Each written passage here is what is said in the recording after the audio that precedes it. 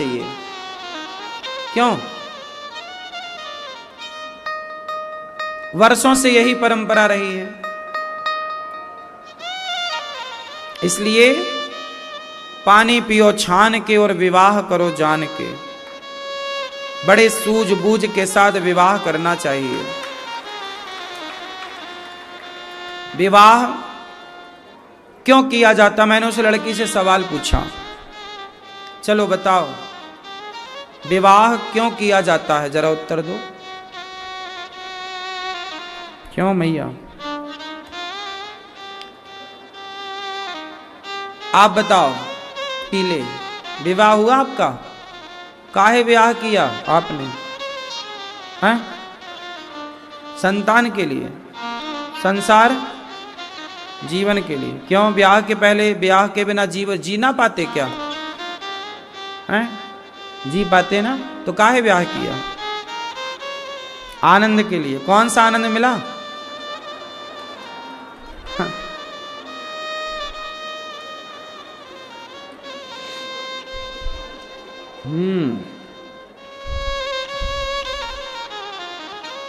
एक सज्जन आए हमारे पास, बोले हमने 2 ब्याह कर लिए। हमने कहा काहे कर लिए? बोले मजे मजे में। हाँ।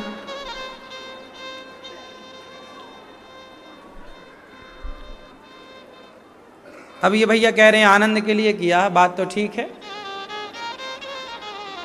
आज की युवा पीढ़ी ऐसी सोचती है आनंद के लिए है सब, इसलिए वो लिव, आजकल तो आनंद के चक्कर में ना ब्याह भी नहीं करते, लिव इन में रह रहे हैं। काहे के लिए? आनंद के लिए। ब्याह करने की भी क्या जरूरत है? आनंद ही लेना है, आनंद नहीं लेना, मजे लेना है, सुख लेना है, शारीरिक सुख। तो लड़के लड़कियां आजकल लिव इन में यही तो ले रहे हैं, और क्या ले रहे हैं? शारीरिक सुख ही तो ले रहे हैं वो।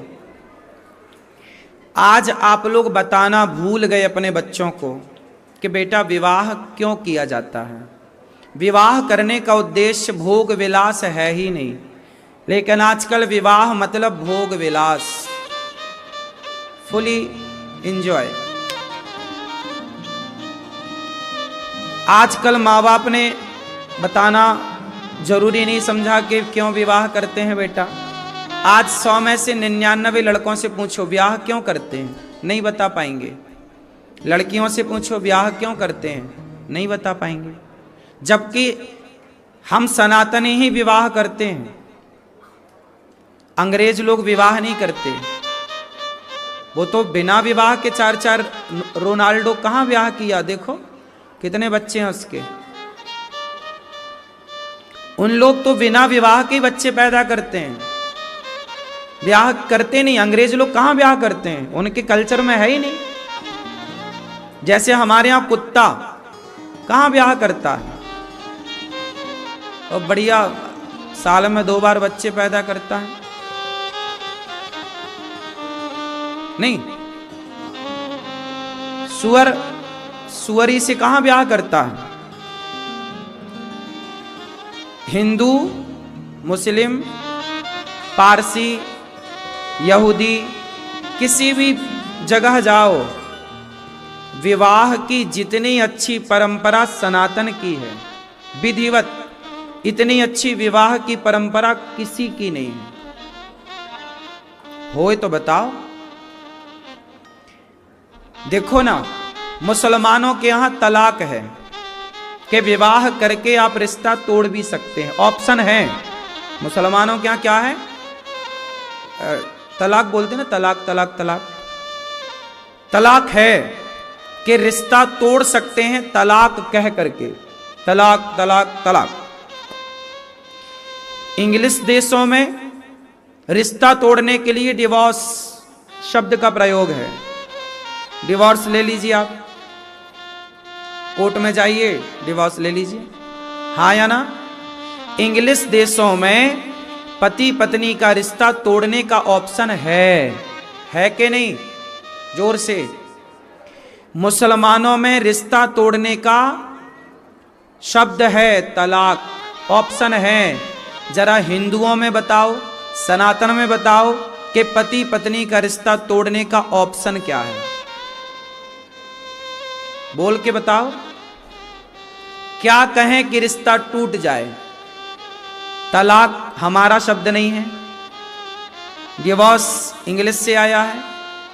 हम सनातनी संस्कृत और हिंदी भाषी लोग हैं। तमिल, हरियाणवी, पंजाबी, मलयालम, तेलुगु, कन्नड़, मराठी, गुजराती, किसी भी भाषा में आप बता दीजिए कि इसको कह के रिश्ता तोड़ दिया जाए।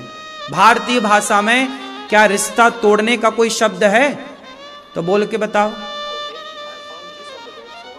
आप इतने लोग बैठे हैं, बताइए है? क्यों नहीं है?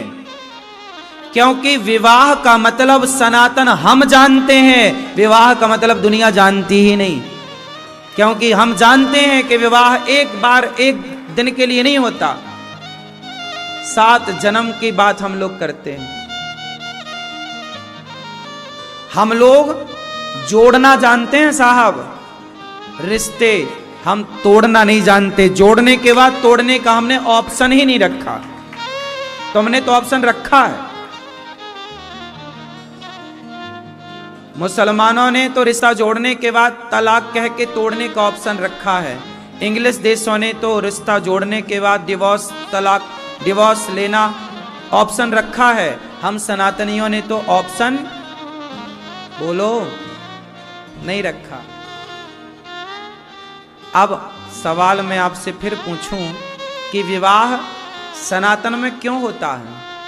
काहे तेल चढ़ता है तुम्हें मंडप के नीचे? काहे हल्दी चढ़ती है?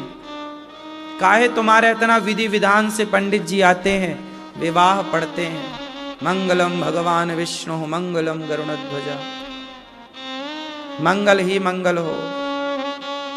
मंडप गढ़ता है, मंडप काय का होता है? ऊपर का छाते हैं, पत्ते हरे भरे। इस हरियाली के नीचे बैठ कर के विवाह होता है, ताकि हमारा जीवन भी, जिससे विवाह हो रहा है, हम भी सदा हरियाली की छाया में बैठ के साथ फेरे ले रहे हैं, हमारा जीवन भी हरा भरा हो। विवाह क्यों? विवाह जब होता है, पंडित जी आते हैं, मंत्र पढ़ते हैं, अग्नि को साक्षी आग जलती है, फेरे लगते हैं, पति पत्नी आहुति देते हैं। पहली आहुति पति पत्नी की मंडप के नीचे ही दी जाती है। आप विवाह के पहले यज्ञ करने के अधिकारी नहीं थे, पर विवाह के बाद आपने यज्ञ किया मंडप के नीचे। पहला जो विवाह था वह स्वयं में एक प्रकार का यज्ञ है, नहीं है? विवाह स्वयं में एक यज्ञ है। उस विवाह में क्या होता है? सबसे बड़ा दान होता है। जिस मां ने अपनी बेटी को गर्भ में रखा, जिस पिता ने बच्ची को पढ़ाया लिखाया, वह पिता आता है मंडप के नीचे और कन्यादान करता है। कन्यादान का मतलब ये नहीं कि बेटी का दान कर दिया। कन्यादान का मतलब होता है कि आज से इस लड़की का जो गोत्र है, वो आज से उस गोत्र का हम दान कर रहे हैं। अब इस बेटी की पहचान हमारे गोत्र से नहीं, पिता के गोत्र से नहीं, पति के गोत्र से जानी जाएगी। तो वह गोत्र का दान होता है। एक पिता अपना अधिकार छोड़कर अपनी बेटी के ऊपर एक पति का अधिकार देता है कि आज से कल तक ये बेटी पर मेरा अधिकार था। हे नारायण देवता, मंडप के नीचे दुल्हन को लक्ष्मी और दुल्हा को नारायण का स्वरूप माना जाता है। हे नारायण, हे परमात्मा, आज से मैं अपनी लक्ष्मी आपको सौंपता हूं। मेरा अधिकार अब नहीं, अब पति का अधिकार होगा। आज से पिता का अधिकार समाप्त और पति का अधिकार स्टार्ट। अधिकार छोड़ना और लेने का नाम कन्यादान है। गोत्र छोड़ने और पति के गोत्र को ग्रहण करने का नाम कन्यादान है।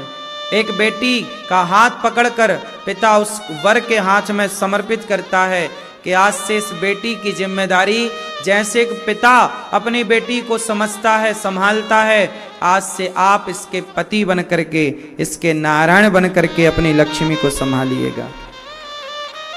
वो उसका नाम कन्यादान है। कितना गहरा प्रोसेस एक बाप अपनी बेटी देता है सदा के लिए। और वो पुरुष लोग जब दुल्हन घर आती है तो ससुराल वाले ये नहीं देखते कि एक पिता ने अपनी बेटी दे दी, जिगर का टुकड़ा दे दिया, पाल पोस कर बड़ा उन्होंने किया, लेकिन वो बाद में आपके लिए समर्पित कर दिया। बेटी आई, बहू आई, ये देखने वाले कम हैं। बहू ससुराल से, बहू मायके से क्या लाई, ये देखने वालों की भीड़ ज्यादा लगती है। बहू को देखने वाले कम होते हैं। बहू सामान क्या लाई है, दहेज क्या लाई है, तुम्हें मिला क्या है, वो देखने वाले बड़े भीड़ लगाते हैं। और लोग सजा के रखते हैं, ये अलमारी है, ये बेड है, ये एसी आई, ये गाड़ी आई, ये फला फला सजा के लोग रखते हैं। आओ जी देखो ये बहू लेकर के आई है। ये दुनिया आज 21वीं सदी में चली गई, इतना पढ़ लिख गई, इतनी डेवलप हो गई, लेकिन आज भी दहेज देखने जाती है, नहीं जाती? क्यों मैया? आज भी दहेज देखने जाते हैं लोग, और ना मिले तो ताने मारते हैं कि तुम्हारे बाप ने तो कुछ नहीं दिया। इसलिए विवाह का अर्थ आजकल केवल लेन देन है। तुम हमें पैसा दे दो, हमसे बेटा ले लो। आजकल लड़के बिक रहे हैं बाजार में, 25 लाख का, 20 लाख का, 15 लाख का, 10 लाख का बोली लग रही है ना मेरी माँ? नहीं छोरा, तुम्हारे बाप ने कितना रेट लगाया तुम्हारा? तुम कितने के बिकोगे? ए छोरा, शादी है गई, कितने के लगाया बाप ने तुम्हारे? 10 लाख, 20 लाख? भैया आपका कितने में बिकोगे? 10 लाख में? 5 लोगे? क्या लोगे? आपकी हो गई शादी? आपकी भैया? आपकी हो गई शादी? नहीं। कितने में बिकोगे? तुम्हारा बाप लगाएगा बोली, 10 वाले से करेगा नहीं, 12 दो। 12 वाला है तो बोले 14 दो, 14 वाला है बोले 20 दो। तुम्हें जो बोतल भर पानी पिलाया होगा ना, उसका भी रेट लगाएगा, वही इतना खर्चा हुआ बेटे को पालने पोसने में। आजकल लड़के आजकल संबंध नहीं हो रहे हैं, बिक रहे हैं। इसलिए तो लड़कियां अपने पति को लेके फरार हो जाती हैं। ए बुढ़िया, अब तू मर अकेली, हमने तो खरीद लिया है तेरे बेटे को, और जब खरीद लिया तुमने बेच दिया तो तुम्हारा अधिकार रहा कहां? बात सही है कि गलत है? क्यों मैया? आपने भी तो मुंह फाड़ के मांगा था, इतना दो, दे दिया उसके बाप ने, ये ले। तो फिर तो उसने खरीद लिया ना, तो तुम्हारा बेटा तुम्हारा कहां रहा? तुमने तो बेच दिया। 10 लाख तुमने रख लिए, 10 लाख में बेटा बेच दिया। अब काहे कहती हो कि ऐसा बहू है और वैसा बेटा है? सही है मेरी माँ? पीली मैया, आपने छोरे को बेचा कि नहीं? नहीं, बोली नहीं लगाई, मांगा तो होगा कुछ। सही बताओ, सही बताओ, मां कसम खाओ।